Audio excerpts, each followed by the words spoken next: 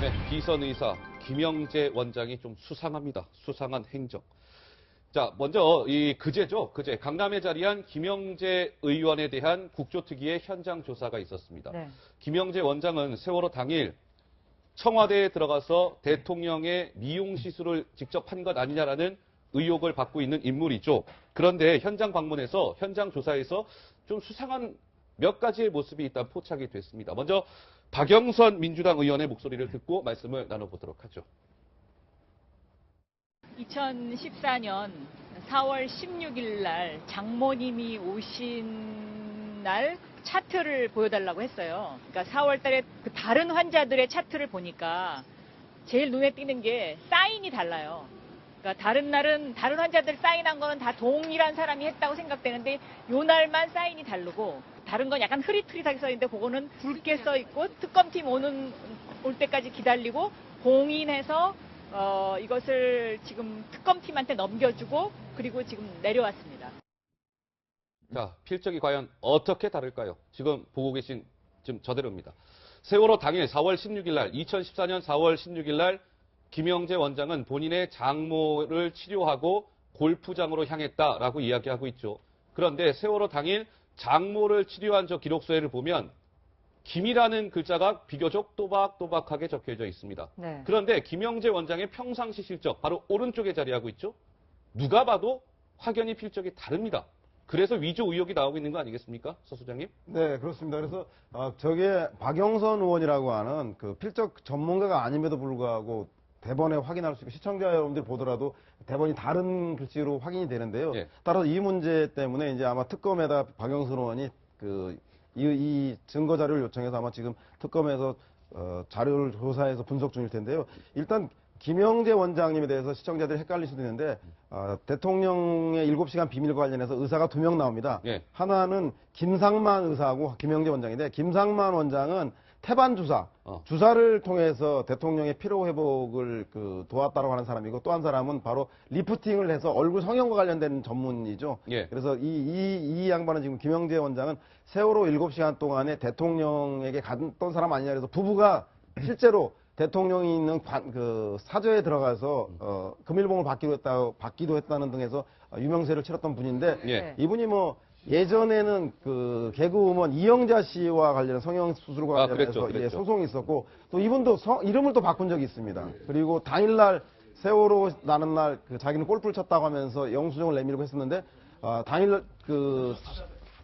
프로포폴 시술 흔적이 나타나자 장모에게 9시에 시술을 했다라고 하는 등 진술의 일관성이 없는 걸로 봐서 예. 무엇인가 좀 석연치 않은 얘기를 하고 있는 건 아닌가. 예. 따라서 저 필적조에도 본인 주장과 다르게 뭔가 좀 조작이 될 가능성을 시사하는 그런 강력한 물증이 아닌가 생각이 듭니다. 굉장히 중요한 부분입니다. 4월 16일 박근혜 대통령의 7시간 행적을 그거에 대한 의혹이 끊이질 않고 있는데 그것과 직결되는 문제이기 때문에 참 민감한 문제예요. 지금 방금 전에 말씀하셨듯이 김영재 원장은 세월호 참사 당일날 골프장을 갔다고 진술을 했는데요. 이와 관련해서 박영선 의원이 청문회에서 통행료 영수증 문제를 제기를 했는데요. 답변까지 함께 들어보시죠.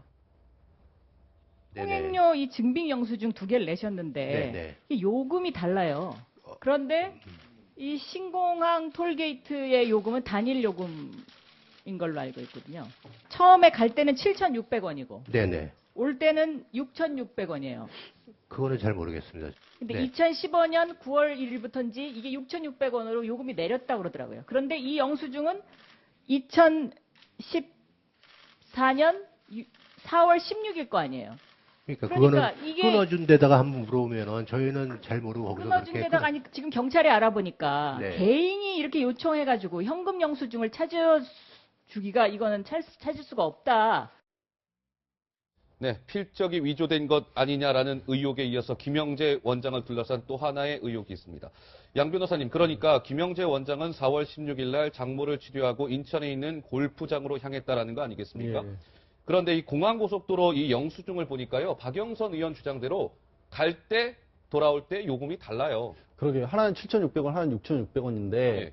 이게 박영선 의원 주장에 따르면은 이후에 요금이 내렸는데 하나는 요금이 내린 이후에 요금 영수증이 나온 거고 하나는 내리기 전에 요금이 나왔다는 거예요. 그럼 이거는 당일날 나온 영수증이라고 볼 수가 없는 게 아니냐. 예. 혹시 저 가능성이 있는 것은 그러면 사후에 영수증을 발급받았기 때문에 나중에 받은 건 하나가 다를 수 있다라는 그건 또 추론이 가능한데 그런데 또 경찰 측이 알아보니까 고속도로 통행료 영수증을 일반인이 그 사후에 청구해서 받아낸다는 것 자체가 저도 생각하기는 어렵단 말이에요.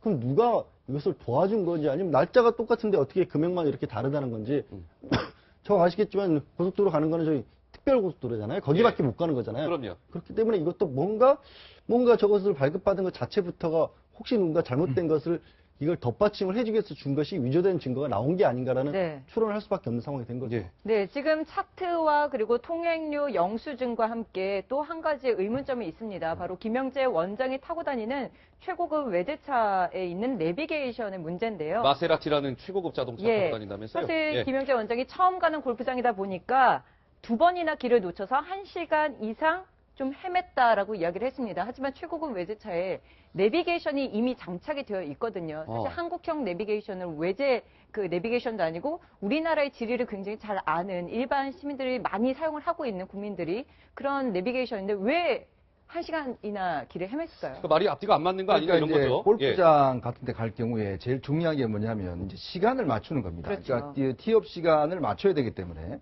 그러니까 아는 길이라도 사실은 이제 그 내비를 많이 켜고 가거든요. 왜냐하면 사실은 그날 아침에 김영재 원장이 또 어머니를 치료하고 갔다라고 한다면 시간이 굉장히 촉박했을 수가 있어요. 아마 티업 시간이 이제 오후였든지 하더라도 분명히 아침에 진료를 하고 갔더라도 차량 막히는 거에 따라서 굉장히 유동적으로 상황이 많이 바뀔 수가 있습니다. 네. 그러니까 그러면서 보통 이제 그 오후 티업 있는 분들은 오전에 일찍 출발하더라도 이걸 티맵을 켜본다든지 내비를 켜서 시간을 계산하고 가는 경우가 많아요. 근데 지금 김영재 원장은 지금 본인이 그 가면서 뭐 출구를 못 찾아서 헤맸다고 이야기를 증언을 네. 하고 있거든요. 근데 이렇게 헤맸다고 이야기한 분이 왜 거기에는 내비게이션을 켜지 않았을까? 네. 그러니까 이게 이제 의문이 드는 거죠. 결국 왜냐하면 그러니까요. 예. 당연히 그러면 이 내비게이션을 켜서 가야 될 텐데 본인이 이제 처음에 빠져나간 걸 못 빠져나가고 또 더 갔다가 빠져나와서 헤매갖고 결국 다시 이제 왔다는 거 아니겠습니까? 예. 그런 면에서 비춰봤을 때는 좀 상적으로 이해가 안 되는 거예요. 왜냐하면 그 차에 있는 내비게이션을 켜든지 핸드폰에 있는 내비게이션을 켜든지 이게 해야 되는데 예. 문제는 전혀 내비게이션을 켜지 않고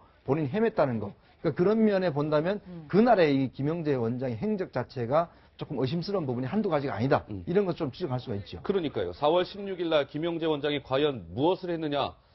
이게 굉장히 중요한 부분인데요. 아까 보신 바와 같이 쌓인 그 필적이 다르고요. 또 하나는 이 톨게이트 영수증이 갈 때 올 때 요금이 다르고요. 그 다음에 헤맸다고 했는데 엄연히 내비게이션이 장착된 최고급 자동차를 타고 다녔고요.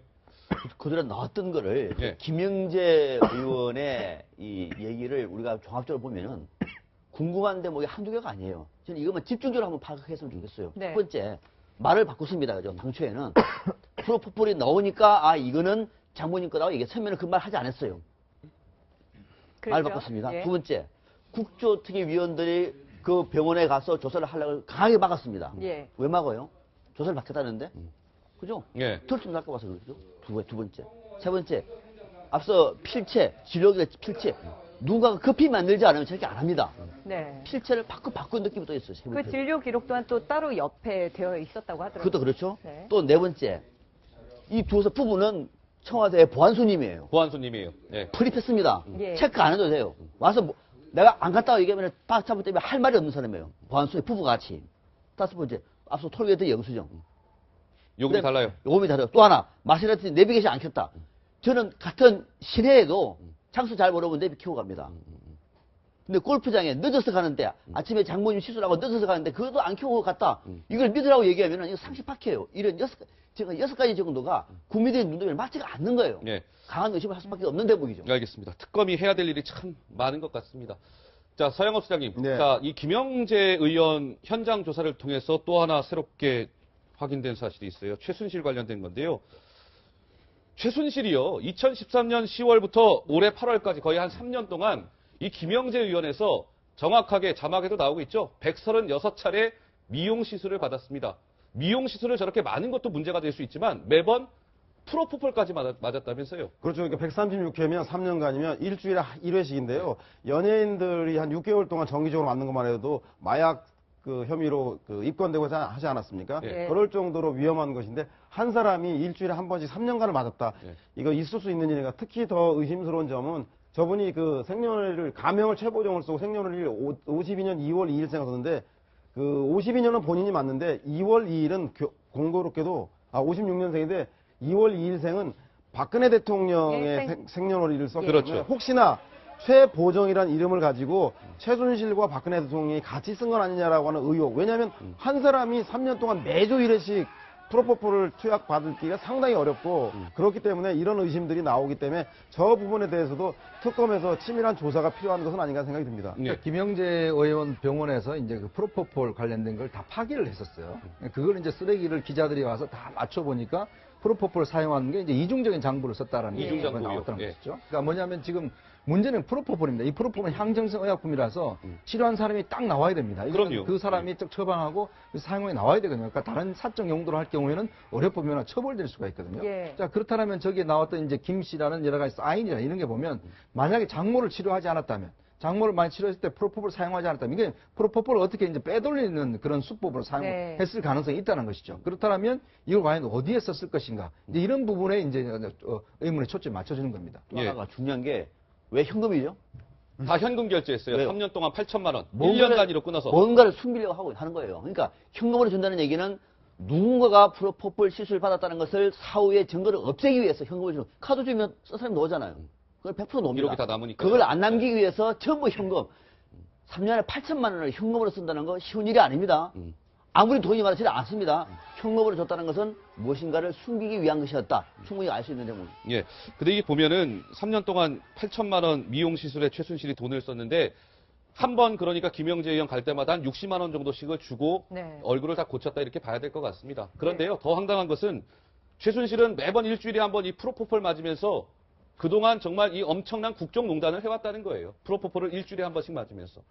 참 놀랍지 않으십니까? 네, 예. 좀 궁금한 게 사실 일주일에 한 번씩 3년 동안 136차례 프로포폴을 맞았다는 것은 몇 년 전에 연예인들도 사실 프로포폴로 처벌을 받은 적이 그렇죠. 있거든요. 최순실 씨도 가능한 부분 아닐까요? 충분히 이 부분 자체만으로도 불법적인 혐의가 너무나 보이는 것이 거기 장관은 리프팅 이런 식으로 했지만 김영재 의원 본인이 인정을 했어요. 리프팅 시술을 매주 할 수는 없는 거다. 그런데 네. 다만 어떤 다른 피부 트러블이나 이런 걸 진정시키기 위해 쓰는데도 프로포폴이 워낙 향정시정을 해서 단속이 될 수 있기 때문에 거기에는 쓰기만 리프팅이라 썼다.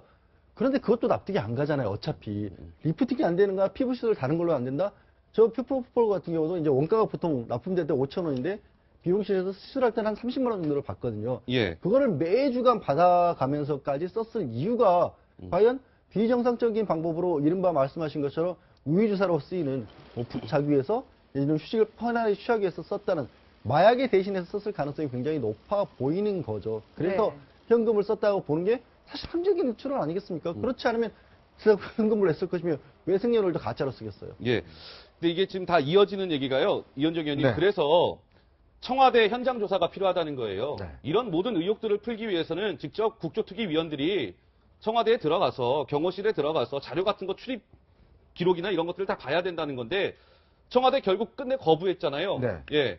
그러니까 거부한 이유가 참 저는 이 말이 안 된다고 생각이 듭니다. 거부 그러니까 이유가 무슨 남북 분단 상황을 얘기했더라고요. 분단보다 이제 최근에 북한에서 뭐 이게 타격 연습을 했지 않습니까? 예. 그러니까 북한으로부터 어떤 타격이라든지 그런 위험에 노출되기 때문에 기본적으로 이제 경호실을 공개하면 안 된다라고 예. 이야기를 하고 있는데 제일 중요한 그렇습니다. 대통령 관저는요 정말 중요한 1급 경호시설입니다.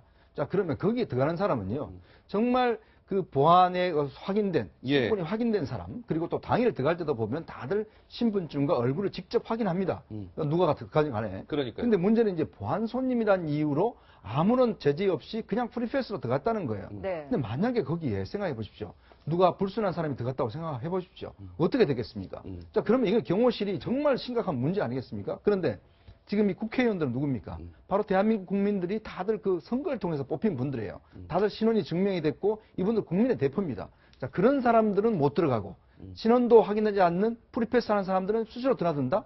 경호실이 그럼 이 사람들은 막고 이 사람들은 허용해 준다? 예. 이게 과연 지금 대한민국 경호실입니까? 그러니까요. 저는 이해가 예. 되지 않습니다. 만약에 경호실이 정말 원칙을 지금 중요한다면 당연히 보안 손님도 안 되고 국회의원도 들어오지 말아야죠. 네. 네. 1급 경호시설인데. 근데 문제는 국회의원들을, 국민의 대표인 국회의원들을 들어보지 않으면서 최순실 같은, 그 다음에 김영재, 그 다음에 김상만, 이런 보안 손님들을 다 프리패스로 들어서 대통령한테 색조 화장품 선전하고 이걸 해줬다? 이게 지금 말이 되는 소리입니까? 예. 특히 국민들은 최순실은 들어가는데 국회의원은 왜 못 들어가느냐 이 문제에 대해서 공분하고 있는데 네. 박근혜 대통령 시절에는 최순실이 들어갔다 쳐도 지금은 사실상 청와대 비서실이 황교안 대행을 보좌하는 기능 아니겠습니까? 예. 따라서 박근혜 대통령 시절에는 최순실은 들어가고 국회의원은 못 들어갔다면 황교안 대행 체제는 국회의원들은 들어가게 해줘야 되는 것이죠. 그래야 그렇죠. 예. 황교안 대행 체제가 국민들로부터 신뢰를 제고받을 텐데 황교안 그 대행이 지금 하고 있는 게 인사 문제나 의전 문제만 챙길 게 아니라 바로 최순실 게이트로 인해서 본인이 대행이 됐기 때문에 이 문제에 대한 진상규명에 누구보다도 앞장서야 되기 때문에 청와대 현장 조사는 황교안 대행이 책임으로 이것을 개방해서 그 국민들이 알 수 있도록 명명백백하게 조사가 되어야 한다고 생각이 네, 듭니다. 청와대 현장 조사 22일 5차 마지막 청문회 이후에 국조특위가 재추진한다고 하는데 어떻게 될지 한번 좀 상황을 보도록 하겠습니다. 자.